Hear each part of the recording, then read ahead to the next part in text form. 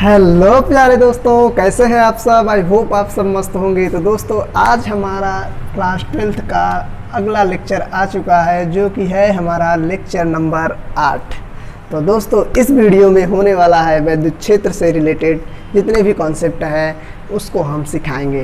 तो दोस्तों इसके पहले हम लोग क्या क्या सीख चुके हैं, पहले इस पर फोकस कर लेते हैं। तो आपने अभी तक वैद्युत आवेश सीखा है, वैद्युत आवेशों के क्या गुण हैं, उसके बाद दोस्तों उनके क्या प्रकार हैं, उसके बाद उसमें आया था क्वांटीकरण आवेशों का, आवेशों की योज्यता और भी बहुत कुछ। उसके बाद हम लोगों ने देखा कि कूलॉम्स लॉ मतलब कूलाम का नियम, और उसके बाद हम लोगों ने ये भी देखा था कि वैद्युत बलों के लिए अध्यारोपण का क्या सिद्धांत था। तो उसी टॉपिक्स को आगे बढ़ाते हुए दोस्तों मैंने एक बात नहीं बताया था, कूलाम के नियम का सदिश रूप। और मैंने कूलाम के नियम पर एकदम अच्छे से न्यूमेरिकल को भी करा के रखा है। यदि दोस्तों कोई भी डाउट हो तो आप कमेंट के माध्यम से मुझसे पूछ सकते हैं। तो चलिए दोस्तों वीडियो को शुरू करते हैं। तो मेरा नाम है रंजीत यादव और मैं स्वागत करता हूं आपका ब्यूटीफुल सा channel DY classes by Ranjit sir पे। तो दोस्तों क्या है ये कूलाम का सदिश रूप। कूलाम के नियम का यदि सदिश रूप आप समझना चाहते हैं तो सबसे पहले आपको क्लास 11th के वेक्टर को समझना होगा। अब आप कहोगे सर जी क्लास 11th का नाम मत लेना, नहीं तो चैनल को अनसब्सक्राइब करके चले जाऊंगा। नहीं दोस्तों, क्लास 11th का मैं नाम नहीं ले रहा हूं, बस यहाँ मैं आपको बता रहा हूं कि जो सदिश रूप है, वेक्टर चैप्टर है, वो क्लास 11th में है और उसके बारे में थोड़ा सा जानकारी होना आवश्यक है, तभी आप इसके सदिश रूप को समझ पाएंगे। तो सीधी बात हम चलते हैं कि एक सदिश होता है, दूसरा अदिश होता है। ये बात आपको समझना है बस। अच्छा, सदिश में क्या होता है, जिसमें दिशा और परिमाण हो, और एक नियम और होता है दोस्तों कि ये सदिश योग के नियम का पालन करे। तो अभी तक मुझे हम लोगों को केवल ये ध्यान देना है दिशा। दिशा बताने के लिए कई प्रकार के तरीके हो सकते हैं, जिसमें दोस्तों एक होता है मेथड एकांक सदिश। क्या नाम मैं बोल रहा हूँ दोस्तों, एकांक सदिश। जब आप पढ़ोगे सदिशों के प्रकार में तो एक नाम आएगा एकांक सदिश। एकांक सदिश का मतलब ये है कि ऐसा सदिश जिसका मापांक एक हो, जिसका मापांक एक हो, उसे एकांक सदिश बोला जाता है। और याद रखिए दोस्तों, जिस भी आप सिंबल कुछ भी यूज कर सकते हैं, बस उसके ऊपर कैप लगा दीजिए। जैसे ए लगा रहे हैं तो इसे ए कैप लगा सकते हैं, बी का नाम ले रहे हैं तो इसका एकांक वेक्टर हो जाएगा बी कैप। सी कुछ भी सिंबल आप लीजिए, बस उसके ऊपर यदि आपको इस चीज़ तरह का मिला हुआ दिखे तो आप इसको बोलेंगे एकांक सदिश। ये इसका प्रेजेंटेशन है, रिप्रेजेंटेशन। तो दोस्तों एकांक सदिश का फार्मूला क्या होता है, जैसे मैं ए कैप ले रहा हूँ तो यहाँ इसका लिखूँगा सदिश रूप और इसका लिखूँगा मापांक। दोस्तों मापांक का मतलब क्या होता है दोस्तों, बस आप क्या बोला जाता है, किसी को माड में ले लेंगे तो उसी को बोला जाता है मापांक। मापांक का मतलब होता है उसका संख्यात्मक मान। इतनी बात आपको क्लियर हो गई हो दोस्तों। आपने सदिशों को कभी इस प्रकार से देखा होगा कि जैसे मैं आपको वेक्टर आर ही दूँ तो आप देखे होंगे 2i cap plus 3j cap plus 4k cap, ऐसा देखे होंगे आप। तो दोस्तों ये भी एकांक सदिश ही है, लेकिन क्या किया गया है इन लोगों को, ये यक्ष अक्ष, जब भी आप यक्ष अक्ष और वाई अक्ष में चलते हो और जेड अक्ष में चलते हो तो यक्ष अक्ष की दिशा के लिए आई कैप यूज किया जाता है। दोस्तों एकांक सदिश हमेशा दिशा बताने के लिए ही होता है ना। तो आप देख सकते हैं यहाँ आई कैप हुआ, वाई अक्ष के लिए जे कैप यूज किया जाता है और जेड अक्ष की दिशा बताने के लिए के कैप यूज किया जाता है। तो मैं इतनी ज़्यादा डेप्थ में नहीं जाऊंगा, बस मैं आपको ये बताना चाहता हूँ एकांक सदिश का काम केवल और केवल दिशा बताना है बस। तो अब हमें पढ़ना, ये तो हो गया एकांक सदिश। अब हमें कूलाम के नियम का सदिश रूप लिखना है। तो हम लोगों ने देखा था कि एक आवेश था Q1 और दूसरा आवेश था Q2। एक आवेश था Q1 और दूसरा आवेश था Q2। इन दोनों के बीच की दूरी हम लेंगे स्मॉल r। उसके बाद दोस्तों क्या होगा, इनके बीच के हम सदिश रूप को यदि दिखाना चाहेंगे तो आप देख सकते हैं। थोड़ा सा मैं आपको यहाँ नोट करना चाहता हूँ, यदि मैं इस वेक्टर ए का मान निकालूँ तो आप देखेंगे कि इस मॉड ए में इस एकांक सदिश का आप गुणा कर दोगे। तो यहाँ से समझ में आया दोस्तों कि ये है परिमाण, ध्यान से सुनिएगा, ये है हमारा परिमाण और ये बताता है दिशा। अभी मैंने क्या बताया, एकांक सदिश का काम केवल और केवल दिशा बताना होता है। आई होप आप इतनी चीज़ें आप समझ गए होंगे। तो हम लोग क्या करेंगे कि ये है कूलाम का नियम का फार्मूला, वेक्टर F बराबर जो है हमारा 1/4 pi epsilon not Q1 Q2 upon R square. अगर हम इतनी चीज़ों को सॉल्व कर लें तो हमें क्या निकल जाएगा, इस फार्मूले के हिसाब से अगर हम कैलकुलेट करेंगे तो परिमाण निकाल लेंगे। क्या निकाल लेंगे कि कूलाम का नियम का ये जो बल है वो कितना लग रहा है इन दोनों आवेशों के बीच। तो परिमाण तो निकल गया, अब बात आती है दिशा की। तो याद हो तो मैंने बताया था कि जो कूलाम के नियम के में जो आवेशों के बीच लगने वाला बल की दिशा है वो दोनों आवेशों को मिलाने वाली रेखा के अनुदिश ही होता है। यानी दोनों में आवेशों को मिलाने वाली रेखा के बीच की दूरी क्या है, r, यानी इसी की दिशा में होगी। तो दोस्तों सिंपली हम यहाँ r कैप लगा देंगे। आई होप आपको दोस्तों ये समझ में आ रहा होगा। r कैप क्या है, केवल और केवल दिशा बता रहा है कि इसके इन दोनों के बीच की दूरी की ही दिशा में बल लगने वाला है। आई होप इतनी चीज़ें आप समझ गए होंगे। तो दोस्तों अभी आपने देखा यहाँ ए कैप था तो हम लोग लिख रहे थे वेक्टर A बाई माड A। दोस्तों माड A का मतलब आप सिंपली A भी लिख सकते हो, तो घबराइएगा नहीं दोस्तों। मतलब मैं यही लिख देता हूँ, यही केवल A लिख देता हूँ तो भी उसके परिमाण से ही हमें मतलब है।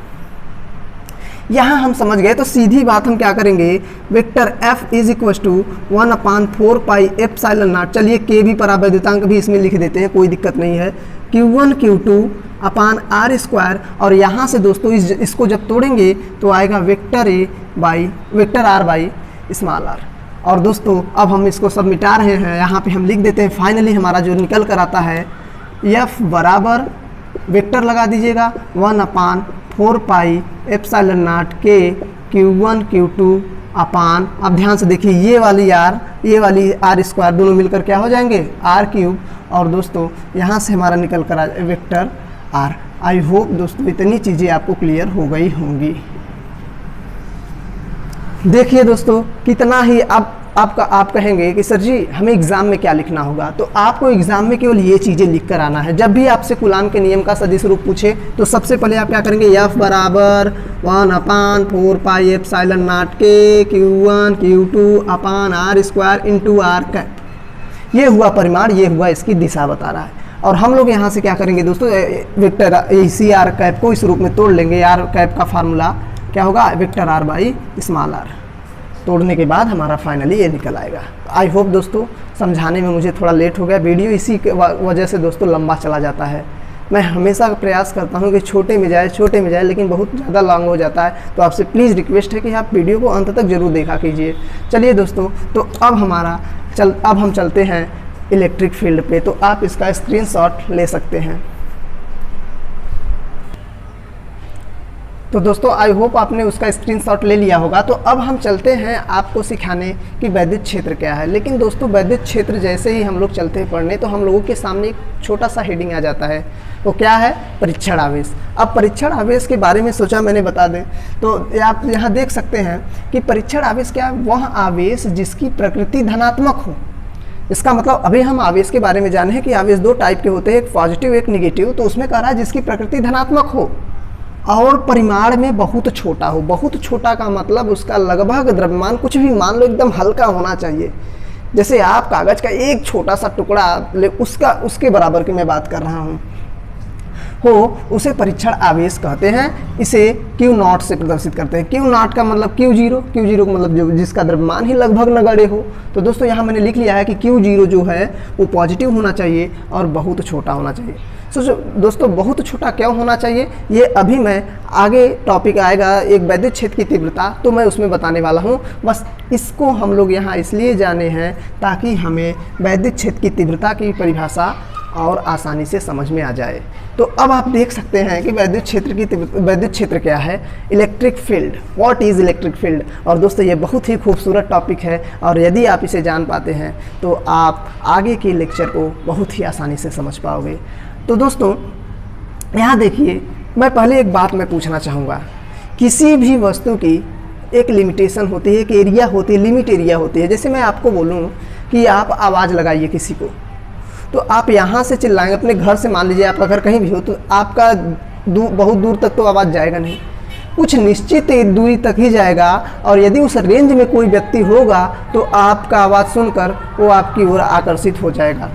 आई होप आप समझ रहे होंगे कि अगर आप चिल्ला रहे हैं तो किसी की आवाज़ अगर उसके कानों तक पहुंचेगी तो यदि वो डर से घर से भागा है, डर के मारा भागा है तो भाग जाएगा, और यदि डर से नहीं भागा है, वो वहाँ खेलने गया है और आवाज़ आ रहा है, तो वो फिर आपकी ओर आकर्षित हो जाएगा। बस इसी कॉन्सेप्ट को दोस्तों समझकर हमें वैद्युत क्षेत्र की तीव्रता को वैद्युत क्षेत्र को समझना।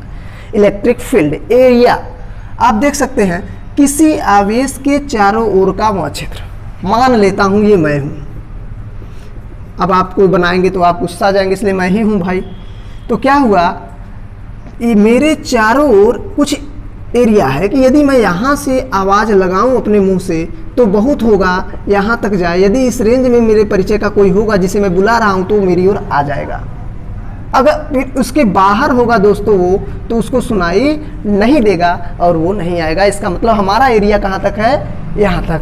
इसी प्रकार हर एक आवेश क्या होता है, अपने आसपास वैद्युत क्षेत्र उत्पन्न करता है, तो उसके चारों ओर का क्या होगा। तो यहाँ देख सकते हैं किसी आवेश के चारों ओर का वह क्षेत्र जहाँ कोई अन्य परीक्षण आवेश लाने पर, किसी आवेश के, मैं आपको कहाँ फिगर बनाऊँ, यहाँ पे फिगर बना देता हूँ, ध्यान से सुनिए।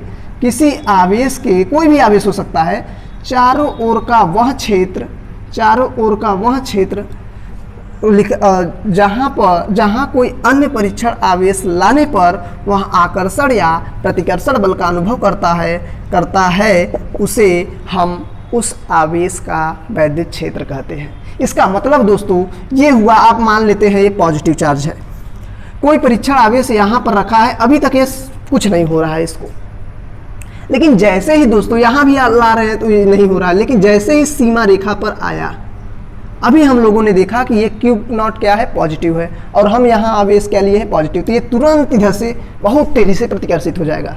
लेकिन यही यदि माइनस हो तो बहुत तेजी से इसकी ओर आकर्षित हो जाएगा। इसका मतलब अगर कोई अन्य परीक्षण आवेश लाए यहाँ पे, तो पहले ये देखेंगे कि किस प्रकृति के आवेश के पास उसको ले जा रहे हैं। अगर धनावेश होगा तो हम लोग जानते हैं same charges are repel to each other, इसका मतलब समान आवेश एक दूसरे को प्रतिकर्षित करते हैं। And opposite charges attract to each other, इसका मतलब विपरीत आवेश एक दूसरे को आकर्षित करते हैं। तो ये पॉजिटिव हो गया, ये निगेटिव, मतलब ये निगेटिव हो गया, वो पॉजिटिव हो गया, ऑटोमेटिक आकर्षित हो जाएगा। आई होप दोस्तों अब आपको इलेक्ट्रिक फील्ड के कॉन्सेप्ट समझ गए होंगे या आपको समझ में आ गया होगा। तो आप इसका स्क्रीनशॉट लीजिए, तब मैं आपको ले चलता हूँ वैद्युत क्षेत्र की तीव्रता क्या है। और यह दोस्तों आप एक बात और दोस्तों कि आप देख रहे हैं कि जो परीक्षण आवेश है ये आ रहा है जा रहा है, तो इसकी एक निश्चित दिशा होगी। अब यह एक सदिश राशि के रूप में किस प्रकार आगे यूज होने वाला है मैं आपको बताने वाला हूँ, तो आप इसका स्क्रीनशॉट ले सकते हैं। तो चलिए दोस्तों अब हम चलते हैं अपने अगले टॉपिक पर। तो आप यहाँ देख सकते हैं मैंने एक चीज़ लिखा है, वैद्युत क्षेत्र एक सदिश राशि है। इसका मतलब आपने देखा वैद्युत क्षेत्र का एक पर्टिकुलर दिशा होगी, वो किसी भी दिशा में एक निश्चित दिशा में आवेश को प्रतिकर्षित कर देगी। तो अभी आप लोगों ने ये देखा कि अगर वैद्युत क्षेत्र हमें, मैं सिंपली बात आपसे पूछना चाहता हूँ, यदि वैद्युत क्षेत्र हमें ज़्यादा प्राप्त करना है, ज़्यादा, तो आप क्या बताओगे। अगर मेरे पास कोई व्यक्ति खड़ा है और मैं तेज़ी से चिल्लाऊँ तो उसको तो बहुत तेज़ी से सुनाई देगा, लेकिन यदि कोई व्यक्ति मुझसे बहुत दूर है तो उसको वही मेरी आवाज़, एक व्यक्ति जो मेरे पास है उसको ज़्यादा सुनाई दे रहा है, जो दूर है उसको कम सुनाई दे रहा है। इसका मतलब किसी आवेश की यदि पास की बात करेंगे, उसके नज़दीक की बात करेंगे आवेश के, तो वैद्युत क्षेत्र ज़्यादा होगा। वैद्युत क्षेत्र ज़्यादा का मतलब ये है कि ये किसी भी आवेश को अपने पास आएगा तो बहुत तेज़ी से प्रतिकर्षित कर देगा। इसका मतलब यदि वैद्युत क्षेत्र ज़्यादा है, इसका मतलब वो बहुत ज़्यादा बल से किसी आवेश को प्रतिकर्षित कर रहा है। यदि वैद्युत क्षेत्र कम है तो इसका मतलब वो बहुत कम बल से उसको प्रतिकर्षित कर रहा है। ये बात आप समझ रहे होंगे। तो अब मैं चलता हूँ आपको वैद्युत क्षेत्र के कॉन्सेप्ट को सिखाने। अभी आपने देखा कि वैद्युत क्षेत्र एक सदिश राशि है। तो दोस्तों अभी मैंने क्या बताया था आपको, इसके पहले शुरू में जब मैं कूलाम के नियम का सदिश रूप बता रहा था तो मैंने एक सदिश राशि लिखा था और मैंने बोला था कि सदिश राशि जब वैद्युत क्षेत्र क्या है, पहले आप देखिए ये सदिश राशि है। वहाँ मैंने बोला था जो सदिश राशि होता है उसमें दो चीज़ें होती हैं, एक परिमाण होती है और दूसरा होती है दिशा। तो वैद्युत क्षेत्र के परिमाण और दिशा को कैसे डिफाइन करेंगे, यही हमारा टॉपिक है। तो दोस्तों अभी हम लोगों ने देखा वैद्युत क्षेत्र सदिश राशि है, तो सदिश राशि में दो चीज होता है, परिमाण और दिशा। अभी आगे जाकर सीखोगे दोस्तों कि सदिश राशियों के लिए एक रूल्स बनाए गए हैं कि इन्हें सदिश योग के नियम का पालन करना चाहिए।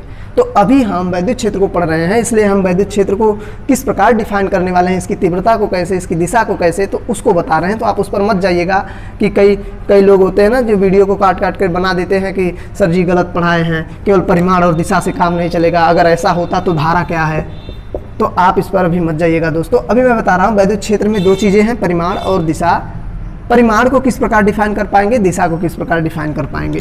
तो चलिए दोस्तों, परिमाण में क्या को अगर हम देखेंगे तो परिमाण यदि पढ़ने जाएंगे वैद्युत क्षेत्र तो इसको पढ़ते हैं वैद्युत क्षेत्र की तीव्रता के, वैद्युत क्षेत्र की तीव्रता। परिमाण के अंदर एक हेडिंग हमें पढ़ाया जाता है वैद्युत क्षेत्र की तीव्रता, और जब इसकी दिशा की बात करेंगे तो आएगा वैद्युत बल रेखाएं। आप देख रहे होंगे दोस्तों किस प्रकार एक एक टॉपिक एक दूसरे से इंटर रिलेटेड होते चले जा रहे हैं, एक एक दूसरे से संबंधित होते होते चली आ रही हैं। देखिए ध्यान से, अभी हम लोगों ने परीक्षण आवेश पढ़ा था, उसकी सहायता से वैद्युत क्षेत्र को हम लोगों ने समझा।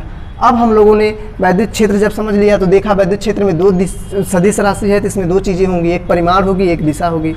परिमाण को हम लोग के अंदर हम लोग वैद्युत क्षेत्र की तीव्रता का हेडिंग पढ़ते हैं, और दिशा को हम किसके आधार पर पढ़ते हैं, वैद्युत बल रेखाएं। आई होप इतनी चीज़ें आपको क्लियर हो गई होंगी। तो अब हमारा हेडिंग होगा, तो दोस्तों आप इसका स्क्रीनशॉट ले लीजिएगा, क्योंकि जब मैं बोर्ड से हटता हूँ तो अभी मैं आपको बताऊंगा कि आपको किस प्रकार इस चैलेंज से तैयारी करना है, तो घबराइए नहीं। तो आप इसको स्क्रीनशॉट लीजिए, तब मैं आपको ले चलता हूँ इसके डेफिनेशन पर। आई होप आपने इसका स्क्रीनशॉट ले लिया होगा। चलिए दोस्तों, तो अभी हम लोग, अब हमारा टॉपिक होगा वैद्युत क्षेत्र की तीव्रता। वैद्युत क्षेत्र की तीव्रता। दोस्तों वीडियो ज़्यादा बड़ा होता जाता है क्योंकि मैं एक्सप्लेनेशन करने में लग जाता हूं। तो दोस्तों घबराइए नहीं, आप रेगुलर प्रैक्टिस कीजिए और मेरे लेक्चर को लगातार देखिए तो आपको ज़रूर समझ में आएगा। तो आप देखिए यहाँ वैद्युत क्षेत्र की तीव्रता का क्या है। तीव्रता का मतलब अब ये है कि हम उसके परिमाण को ज्ञात कर ले कि हाँ वैद्युत क्षेत्र तो उत्पन्न हुआ, लेकिन इस पर्टिकुलर पॉइंट पर कितना वैद्युत क्षेत्र है, वही हमें करना है। तो दोस्तों अगर हमें समझना है तो सबसे पहले एक बात समझना होगा। जैसे मैं आपसे बोलूं कि यदि 12 कूलाम का आवेश है और उस पर 48 न्यूटन का बल लग रहा है, 12 कूलाम का आवेश है, 48 न्यूटन का बल लग रहा है, तो सबसे पहले मैं पूछूं आपसे कि 5 कूलाम के आवेश पर कितना बल लगेगा, पहले आप ये बताइए सर। तो आप कहेंगे सर जी पहले 1 कूलाम निकाल लेते हैं, तो यहाँ होगा 48 बटे 12, 12 के 12 24 बटे 36, 12 चौक 48, यानी 1 कूलाम आवेश पर 4 न्यूटन का बल लगेगा। तो अब यदि हम ये पता कर लिए तो अगर कोई भी पूछे 5 कूलाम के आवेश पर, तो कहेंगे सर जी 5 कूलाम के आवेश पर 5 × 4 20 न्यूटन का बल लगेगा। 10 कूलाम के आवेश पर बात करेंगे तो 5 × 10 50 न्यूटन का बल लगेगा। आई होप आप इतनी चीज़ें समझ गए होंगे दोस्तों। 1 न्यूटन पर 4 नहीं, सॉरी दोस्तों, 10 × 4 होगा, 10 × 4 तो क्या हो गया 40 न्यूटन का बल लगेगा। तो इसका मतलब हमें समझ में आया कि यदि हमें वैद्युत क्षेत्र की तीव्रता पता करना है तो सबसे पहले 1 कूलाम के आवेश पर बल निकाल लेंगे, वही हमारी क्या होगी, वैद्युत क्षेत्र की तीव्रता होगी। तो पहले मैं आपको समझाना चाहता हूं दोस्तों, आप तो 1 कूलाम के आवेश पर, अभी सुनिए पहले, 1 कूलाम के आवेश पर लगने वाला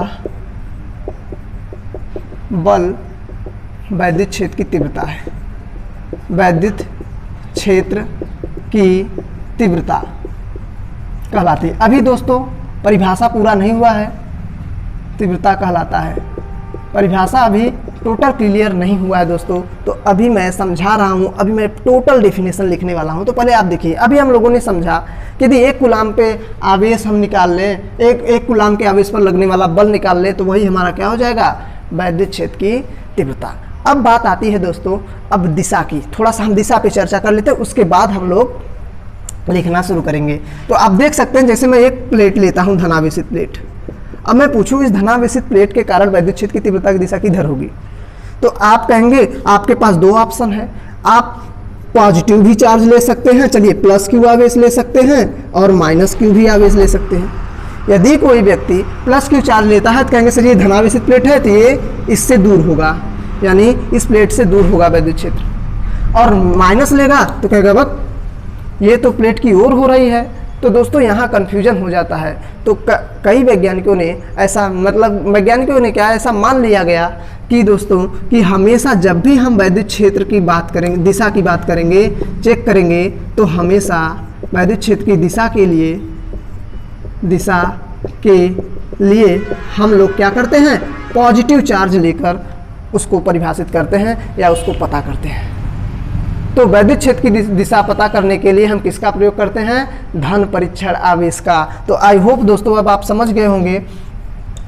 तो अब मैं यहाँ लिख देता हूँ, यहाँ पे वैद्युत क्षेत्र के तीव्रता की दिशा, वैद्युत क्षेत्र की तीव्रता की दिशा धन परीक्षण आवेश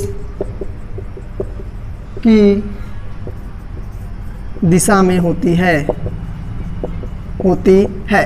अब दोस्तों आप कहेंगे सर जी आप क्या घुमा फिरा की बात कर रहे हैं, हमें समझ में नहीं आ रहा है, अब मैं डेफिनेशन कैसे लिखूंगा। तो दोस्तों आप घबराइए नहीं, मैं बता रहा हूं। अभी आपने देखा कि 1 कूलाम के आवेश पर लगने वाला बल वैद्युत क्षेत्र की तीव्रता कहलाता है, और मैंने बताया तीव्रता की दिशा पता करने के लिए आपको पॉजिटिव चार्ज लेना है। यहाँ हम लोगों ने बताया वैद्युत क्षेत्र की तीव्रता की दिशा जब होगी धन परीक्षण आवेश की दिशा में होती है। तो अभी आपने शुरू में ही मैंने एक टॉपिक बताया परीक्षण आवेश, और परीक्षण आवेश क्या है, एक ऐसा आवेश है जिसका द्रव्यमान बहुत ही छोटा है और प्रकृति क्या है, पॉजिटिव। तो तीव्रता की दिशा, अब यहाँ से एक डेफिनेशन बनता है, मैं बोल रहा हूँ मुख से, अगर नहीं मतलब कि आप कहेंगे तो मैं लिख भी देता हूँ अभी बोर्ड पर। तो देखिए क्या होता है कि किसी वैद्युत क्षेत्र में स्थित एकांक धन, 1 कूलाम मतलब एकांक धनावेश पर, एकांक परीक्षण आवेश पर, ऐसे बोल सकते हैं, एकांक धन परीक्षण आवेश पर लगने वाला बल वैद्युत क्षेत्र की तीव्रता कहलाता है। ध्यान से देखिए दोस्तों, एकांक धन परीक्षण आवेश पर लगने वाला बल वैद्युत क्षेत्र की तीव्रता कहलाता है। दोस्तों मैं इसे, आप चाहो तो इसका स्क्रीनशॉट लीजिए, नहीं तो मैं वीडियो पॉज करके मैं डेफिनेशन लिख लेता हूं, तब आपको लिखता हूं ताकि लिखने में समय ना लगे। तो चलिए दोस्तों, अब मैंने विद्युत क्षेत्र की तीव्रता का परिभाषा लिख लिया। तो यहाँ देख सकते हैं मैंने क्या लिखा है, उसी दोनों कॉन्सेप्ट को मिलाकर लिखा है। किसी वैद्युत क्षेत्र में स्थित एकांक धन परीक्षण आवेश पर लगने वाले बल को वैद्युत क्षेत्र की तीव्रता कहते हैं। अब कहेंगे सर जी फार्मूला क्या होगा, तो सुनिए पहले मैंने क्या बताया दोस्तों। मान लेते हैं कि Q0 एक परीक्षण आवेश है और इस पर जो बल लग रहा है F बल लग रहा है। तो यदि हम 1 कूलाम की बात करें दोस्तों, अगर जानते हैं कि आप किसी भी संख्या में 1 का गुणा लगा रहता है हमेशा, तो आप इससे समझिए 1 कूलाम का यदि आवेश निकालना चाहें, 1 कूलाम के आवेश पर लगने वाला बल, तो हमारा हो जाएगा Q0। अब हमें यहाँ समझ में आ गया कि एकांक धन परीक्षण आवेश पर लगने वाले बल के भी तो वैद्युत क्षेत्र की तीव्रता हम लोग कह रहे थे। तो यहाँ देख सकते हैं ये क्या है, 1 कूलाम। यहाँ तो इसको हम E लिख सकते हैं, E बराबर F/Q0। ध्यान से देखिए दोस्तों, अगर हम इसको सदिश में लिखना चाहेंगे तो ये हो जाएगा वेक्टर E और ये हो जाएगा वेक्टर F। आई होप दोस्तों इतनी चीज़ों को आप समझ गए होंगे मैं क्या कह रहा हूँ। ई से इसलिए कहे हैं क्योंकि ये क्या है, वैद्युत क्षेत्र। वैद्युत क्षेत्र को अंग्रेजी में बोलते हैं इलेक्ट्रिक फील्ड। तो आप समझ गए होंगे कि मैं क्या बताना चाहता था। अब समय आ गया है दोस्तों ये बताने के लिए कि ये Q0 जो है, मैं बोल दे रहा हूँ, जहाँ Q0 क्या है, परीक्षण आवेश है, परीक्षण आवेश। अब यहाँ मैं बताऊँगा कि ये जो परीक्षण आवेश है ये पॉजिटिव तो लिया गया है, ये बात हम लोग देख गए। बहुत छोटा क्यों लिया गया है, बहुत छोटा क्यों लिया गया था वहाँ मैंने नहीं बताया था। मैंने बोला था कि आगे टॉपिक आएगा तो मैं बताऊँ। दोस्तों बहुत छोटा इसलिए लिया जाता है ताकि यह खुद का वैद्युत क्षेत्र ना उत्पन्न कर सके, क्योंकि हम लोग देखते हैं कि हर एक आवेश, अभी हम लोगों ने देखा, हर आवेश अपने चारों ओर वैद्युत क्षेत्र उत्पन्न कर रहा है, और हम लोग ला रहे हैं इसको चेक करने के लिए, परीक्षण आवेश को लाए हैं चेक करने के लिए कि भाई उस पर्टिकुलर स्थान पर कितना है, ताकि ये हल्का होगा। तो अगर इसके आसपास कोई वैद्युत क्षेत्र होगा तो अगर इसके सेम ये प्लस है तो वो प्लस वाला चार्ज इसके आसपास होगा तो इससे वो दूर भाग जाएगा, और अगर माइनस वाला होगा तो उसके पास चला जाएगा। मान लीजिए कि मैं इसका बहुत बड़ा परिमाण ले लेता हूँ, तो रखते ही जितने भी आसपास के वैद्युत आवेश होंगे सब दूर भाग जाएंगे। भाई इससे प्रतिकर्षित हो जाएंगे या सब लोग सब लोगों को अपनी ओर आकर्षित कर लेगा। अब आप समझ सकते हैं दोस्तों कि यदि आप किसी को अपना राइट हैंड, लेफ्ट हैंड या किसी को अपने अंडर में रखना चाहते हैं तो आप किसी कमज़ोर व्यक्ति को ही अपने पास में रखोगे। अपने से ताकतवर को रखोगे तो आप पर हुक्म चलाएगा, और अपने से छोटे को रखोगे तो आप उस पर हुक्म चलाओगे। इसका मतलब हमें समझ में आ गया कि परीक्षण आवेश बहुत छोटा इसलिए लिया जाता है ताकि यह खुद का वैद्युत क्षेत्र ना उत्पन्न कर सके। तो आई होप इतनी चीज़ें आपको क्लियर हो चुकी होंगी। तो आप लिख सकते हैं कि यह बहुत छोटा, मैं यहाँ लिख देता हूँ स्टार बनाकर, बहुत छोटा इसलिए लिया जाता है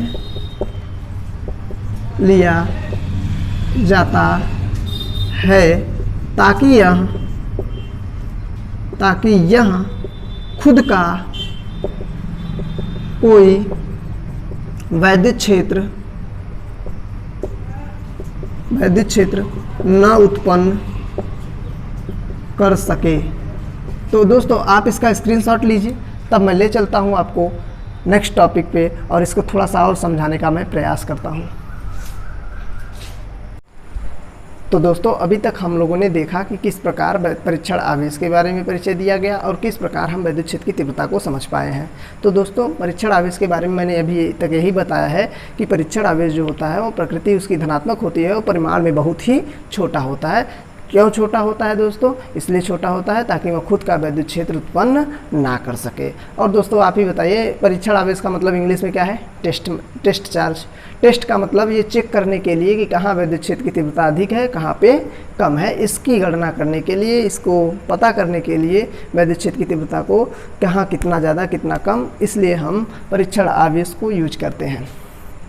इतना बात क्लियर है। तो अब हम आते हैं वैद्युत क्षेत्र की तीव्रता के की दिशा को जो प्रदर्शित करने वाला था। मैंने अभी आपको बताया था कि विद्युत क्षेत्र की तीव्रता की दिशा को कौन प्रदर्शित करता है? वैद्युत बल रेखा। तो अब वैद्युत बल रेखा क्या है? तो दोस्तों अभी तक जो हम लोगों ने पीछे पढ़ा परीक्षण आवेश को, तो बोला जा रहा है किसी वैद्युत क्षेत्र में, वैद्युत क्षेत्र भी आप जान गए हो, स्वतंत्रतापूर्वक छोड़ा गया परीक्षण आवेश जिस मार्ग का अनुसरण करता है उसे हम वैद्युत बल रेखा कहते हैं। आई होप दोस्तों आप समझ गए होंगे। कोई भी किसी वैद्युत क्षेत्र में, आप वैद्युत क्षेत्र समझ रहे हैं, किसी आवेश के चारों ओर का वह क्षेत्र है, और उसके बाद क्या करेंगे हम? कोई परीक्षण आवेश लाएंगे और स्वतंत्रतापूर्वक छोड़ देंगे। जैसे ही छोड़ेंगे तो वह जिस मार्ग का अनुसरण करेगा वही मार्ग हमारा वैद्युत बल रेखा कहलाता है। जैसे आप रॉकेट देखे होंगे आकाश में, वो पीछे अपने धुआं छोड़ते हुए जाता है, तो आप रॉकेट की तरह तो ये अपना दिखाई नहीं देगा ये बल रेखा, लेकिन ये बल रेखाएं काल्पनिक होती हैं। तो आप कल्पना कीजिए जैसे ही आप परीक्षण आवेश को छोड़ेंगे तो वैद्युत क्षेत्र में जिस प्रकार का आवेश होगा उसे प्रतिकर्षित कर सकता है, आकर्षित भी कर सकता है। तो जिस मार्ग का अनुसरण करेगा वही हमारा वैद्युत बल रेखा होता है। जैसे हम मान लीजिए ये वैद्युत क्षेत्र है, इसके चारों ओर मैंने एक परीक्षण आवेश रखा। इस पर मान लेते हैं ये कि जो वैद्युत क्षेत्र है ये किसी धनावेश के कारण है, तो परीक्षण आवेश की प्रकृति भी धनावेश होगी, तो तुरंत इसको फेंक देगी, ये प्रतिकर्षित कर देगी इसको। तो यहाँ से समझ में आया कि वैद्युत बल किसी वैद्युत क्षेत्र में किसी परीक्षण आवेश को स्वतंत्रतापूर्वक छोड़ने पर वह जिस मार्ग का अनुसरण करेगा वही बल रेखा होगी। तो अब हम यहाँ दोस्तों आते हैं वैद्युत बल रेखाओं के गुण पर। तो आप देख सकते हैं यहाँ बोर्ड पे एक जगह कम है इसलिए मैंने एक ही लिखा है, उसके बाद मैं दोस्तों इसे मिटाकर आगे लिख दूंगा। यहाँ दिया गया है वैद्युत बल रेखा के किसी भी बिंदु पर खींची गई स्पर्श रेखा उस बिंदु पर वैद्युत क्षेत्र की दिशा को प्रदर्शित करती है। इसका मतलब दोस्तों अभी मैंने बताया बल रेखा इस प्रकार रहेगी, तो इस पर तमाम पॉइंट्स हैं, आप देख रहे होंगे कई बिंदु हैं, छोटे छोटे बहुत से बिंदु हैं। तो उसके किसी भी बिंदु पर खींची गई स्पर्श रेखा, किसी भी बिंदु पर खींची गई स्पर्श रेखा दोस्तों वही हमारी होती है वैद्युत क्षेत्र की तीव्रता की दिशा होती है वो। तो आई होप इतनी चीज़ें समझ गए होंगे। तो आप इसका स्क्रीनशॉट ले सकते हैं दोस्तों। आई रिपीट दिस पॉइंट्स दोस्तों, क्या कह रहा है? वैद्युत बल रेखा के किसी भी बिंदु पर खींची गई स्पर्श रेखा उस बिंदु पर वैद्युत क्षेत्र की दिशा को प्रदर्शित करती है। चलिए दोस्तों, तो अब आप इसका स्क्रीनशॉट लीजिए, तब मैं ले चलता हूँ आपको इसके नेक्स्ट प्रॉपर्टीज़ पर।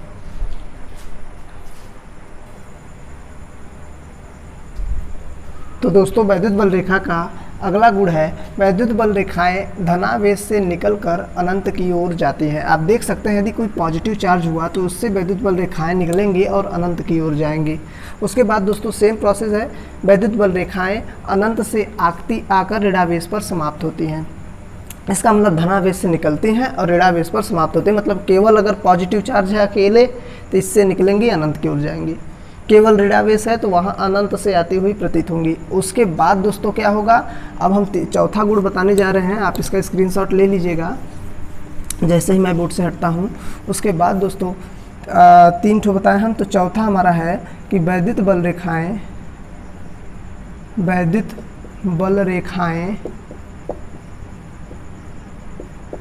धनावेश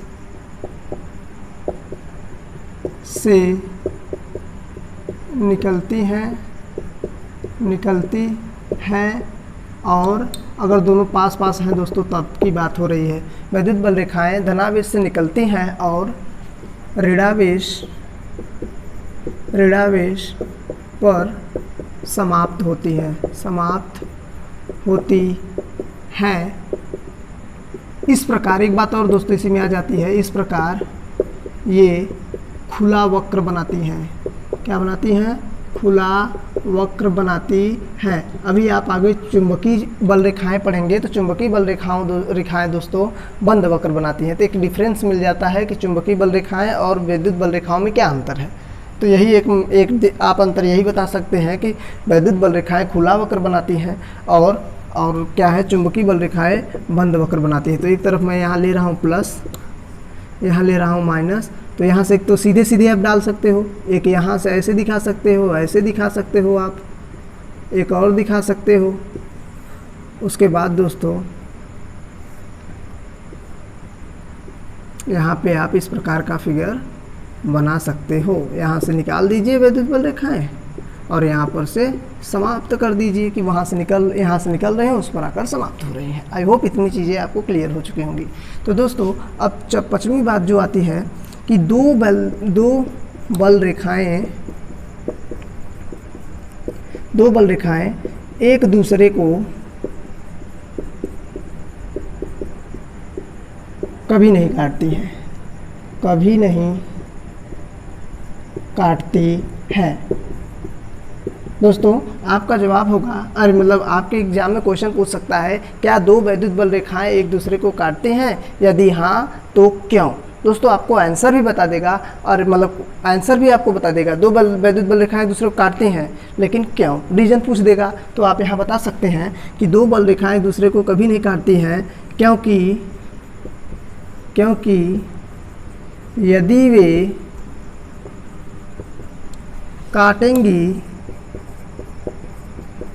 वे काटेंगी तो एक ही बिंदु पर वैद्युत क्षेत्र की दो दिशाएं पाई जाएंगी जो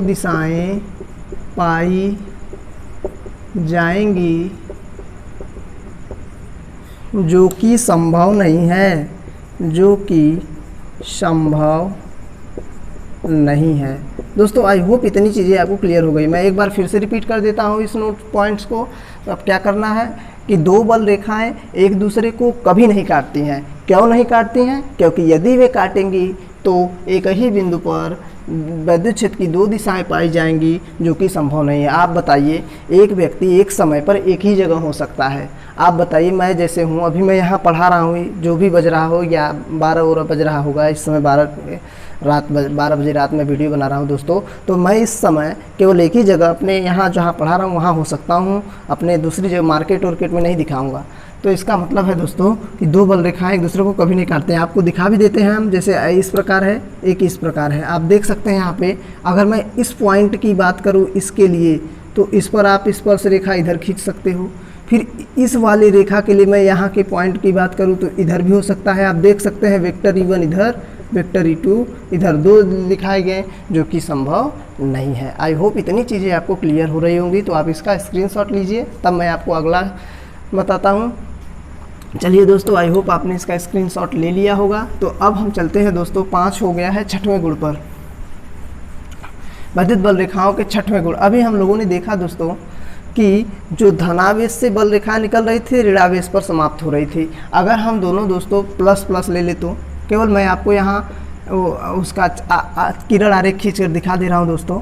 तो आप देख सकते हैं कि यहाँ से बल रेखाएँ निकलेंगी धनावेश से बल रेखाएँ निकलेंगी और इससे भी निकलेगी बल रेखा। ध्यान से सुनिएगा, इससे भी बल रेखाएं निकलेंगी। लेकिन अभी हम लोगों ने शर्त पढ़ा कि ये बल रेखाएं एक दूसरे को कभी नहीं काटेंगी, तो ये निकल कर अनंत की ओर ऐसे ही समांतर चली जाएंगी दोस्तों, लेकिन एक दूसरे को काटेंगी नहीं। आप देख सकते हैं, आप इस प्रकार दिख रहा होगा आपको आकृति। तो ये ऐसे ही नीचे चली जाएंगी लेकिन कभी एक दूसरे को काटेंगी नहीं। तो आप यहाँ तक बना दे लीजिए। अगर दोस्तों सेम प्रोसेस यही है, अगर यहाँ दे दिया जाए दोनों आवेशों ऋणावेश हो पास पास में, सेम फिगर यही बनेगा। बस क्या होगा कि दोस्तों ये जहाँ जो एरो निकल रही है इस पर समाप्त होंगी। अभी हम लोग जानते हैं कि अनंत से वैद्युत बल रेखाएं आकर इस पर समाप्त होती हैं, अनंत से वैद्युत बल रेखाएं आकर इस पर समाप्त होती हैं। तो इस एरो का निशान जो होगा इस ऋणावेश की ओर हो जाएगा। इसमें भी दोस्तों वही प्रोसेस होगा, इसमें भी अनंत से आएंगी ऋणावेश पर समाप्त होंगी और यहाँ पे आप देख सकते हैं। तो दोस्तों आई होप आपको ये जो छठवां गुण है आप समझ गए होंगे कि यदि दो धनावेश या दो ऋणावेश एक दूसरे के समीप हैं तो इस प्रकार बल रेखाओं का आकृति होगा। तो अब हम चलते हैं सातवें गुण पर दोस्तों। तो हमारा सातवां गुण ये है दोस्तों कि अभी हम लोगों ने देखा कि कर्व की बात आप समझ रहे हैं, जैसे वक्र मतलब टेढ़ापन, जैसे आप धनुष देखते हैं ना उस प्रकार या किसी भी प्रकार आकृति हो सकती है। लेकिन कभी भी वाला ये सातवां का पॉइंट है, वैद्युत बल रेखाएं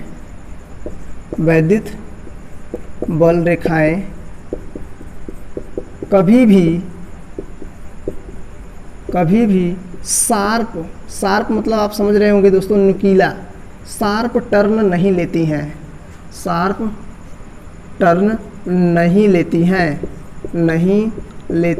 हैं। कभी भी ऐसा नहीं होगा कि वैद्युत बल रेखा इस प्रकार जा रही थी ऐसे हो जाए। तो दोस्तों ऐसा नहीं होगा। क्यों नहीं होगा मैं आपको बताता हूँ कि इस नुकीले पॉइंट पर एक पॉइंट मिल गया और किसी भी बिंदु से अनंत बल रेखाएं खींची जा सकती हैं। आप देख सकते हैं इधर भी हम इस पर इधर भी खींच सकते हैं, इधर भी खींच सकते हैं, इधर भी खींच सकते हैं, इधर भी किसी भी तरह लिख सकते हैं, खींच सकते हैं। तो इस प्रकार हम एक पॉइंट पर अनंत बल रेखाएं खींच सकते हैं, जो कि संभव नहीं है क्योंकि वैद्युत बल रेखाएं कि किसी भी बिंदु पर खींची गई स्पर्शरेखा किसको प्रदर्शित कर रही हैं, वैद्युत क्षेत्र की दिशा को। और जब वैद्युत एक ही बिंदु से अनेक बल रेखाएं खींची स्पर्शरेखाएं खींच सकते हो तब तो बहुत सारे विद्युत क्षेत्रताएं संभव हो जाएंगी, जो कि संभव नहीं होना चाहिए। तो आप देख सकते हैं इस प्रकार हुआ। और उसके बाद दोस्तों हम जो आठवां जो बताने जा रहे हैं कि यदि बल रेखाएं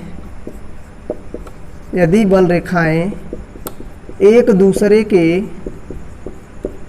दूसरे के समांतर व समदूरस्थ हो तो उसे एक समान वैद्युत क्षेत्र कहते हैं। तो उसे एक समान वैद्युत क्षेत्र कहते हैं। दोस्तों आप इसका स्क्रीनशॉट लीजिए, तब मैं इसको समझाता हूँ आपको फिगर बनाकर। तो आप देख सकते हैं कि मैंने अभी बताया कि यदि क्या लिखा है, यदि बल रेखाएं एक दूसरे के समांतर व समदूरस्थ हैं तो उसे क्या कहते हैं, एक समान वैद्युत क्षेत्र। इसका मतलब दोस्तों यदि बल रेखाएं इस प्रकार हैं, आप देख सकते हैं कि समांतर भी हैं एक दूसरे से और एक दूसरे के समदूरस्थ। देखिए यहाँ इनके बीच की दूरी, सभी के बीच की दूरी सेम है। तो अर्थात यदि बल रेखाएं एक दूसरे के समांतर व समदूरस्थ हैं तो हम लोग क्या बोल सकते हैं, उसे एक समान वैद्युत क्षेत्र कहते हैं। तो हमारा आठवां भी हो गया। अब नौवां देखते हैं दोस्तों। नौवां में भी यही हो जाएगा कि यदि बल रेखाएं एक दूसरे के समांतर व समदूरस्थ न हो तो उसे, यदि बल रेखाएं एक दूसरे के समांतर व समदूरस्थ न हो तो उसे असमान वैद्युत क्षेत्र कहते हैं। असमान वैद्युत क्षेत्र कहते हैं। अच्छा दोस्तों, अब आप यहाँ देख सकते हैं कि ये इसका मतलब हम ऐसा फिगर बना सकते हैं। अब देखिए यहाँ पे इस प्रकार आप देख सकते हैं। आप देखिए क्या है, एक दूसरे के समांतर तो हैं लेकिन समदूरस्थ नहीं है। और आप यहाँ तो फिगर इस प्रकार बना सकते हो, इस प्रकार बना सकते हो, आप देख रहे होंगे। और एक पॉइंट और दोस्तों, 10वां पॉइंट, उसके बाद मैं ख़त्म करता हूँ कि जहाँ पर बल रेखाएं पास होंगी वहाँ वैद्युत क्षेत्र की तीव्रता अधिकतम तथा जहाँ दूर होंगी वहाँ बल रेखाएं